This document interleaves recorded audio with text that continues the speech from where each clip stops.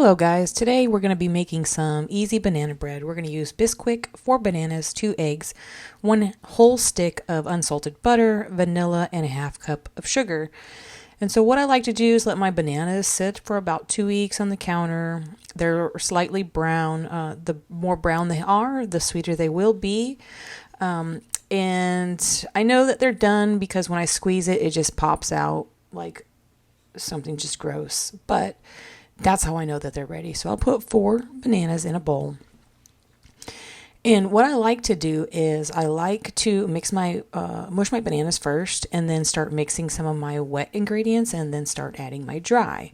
I just noticed that, baking rule 101, you mix your dry and your wet separately and then you add them together. So what I'll do is I'll go ahead and throw a tablespoon of vanilla in there. That's all that was left in my bottle, so I just dumped it in there.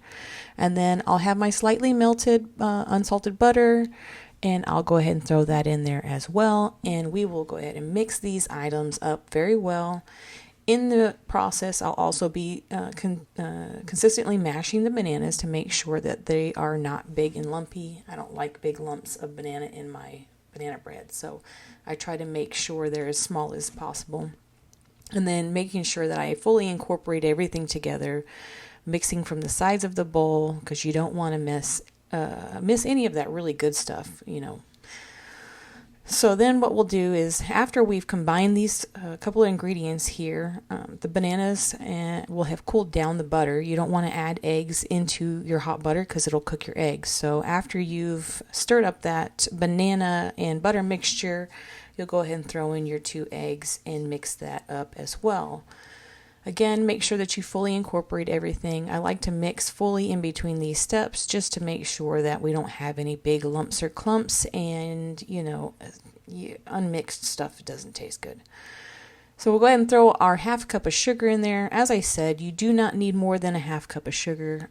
Old bananas are sweet. The darker they are, the sweeter they are. So what I usually do is if I use darker bananas, I'll actually cut back on the sugar a little bit because you just don't want it to be too sweet. You can use bananas that are black. Those are the best and the sweetest, but most people have thrown them away by then. You don't have to. You can make banana bread. It's quick and easy. Bisquick is the way to go. So what I'll do is I'll add my flour in a little bit at a time. Now, dang it, I called it flour. I meant Bisquick. So I'll add my Bisquick in a little bit at a time, and what we'll do is I'll go ahead and right now what I'm doing is I'm poking the lumps because I didn't sift it. I was a little bit lazy today, I'm just going to be honest. Yeah, I was lazy today. So what I usually do is I'll put it in a sifter and I'll sift the Bisquick because I do notice that Bisquick in the box, it's usually pretty lumpy, and so it makes it a little bit harder when you're making something like this if it's not sifted, because you'll have those big lumps in there, and then you'll have to work a little bit harder to break up those lumps to make sure you don't have dry patches in your banana bread. So I'll go ahead and mix that very well, scraping the sides of the bowl, making sure I get everything at the bottom, and until it looks to a good, let's just say like a medium lump consistency. We'll go ahead and spin the bowl a little bit because, it just feels good and it's fun. Not really, but I just like to do it because it's cool. So what I'll do is I'll take my banana bread pan. I have an older pan. It has scratches at the bottom, so things usually stick. And so what I'll do is I'll go ahead and spray a little bit of cooking spray in the bottom, and then I'll line it with some parchment paper. And what that does is that helps me prevent it from sticking to my pan. It's super easy, and why waste a pan when it's still good to cook in? And I'll go ahead and put all my banana bread mixture in there. I know it looks like a lot, but it's not really that much.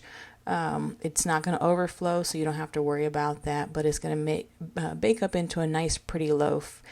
And you're going to be surprised that this is probably going to be the best banana bread you've ever had in your life. It's super moist. It really doesn't last more than a day or two in my house because my husband gobbles it up. Even I gobble it up because it's just delicious. You put a little slab of butter on it and have some nice hot coffee, and you're good to go. So you want to see the results? Let's take a look. Here we go.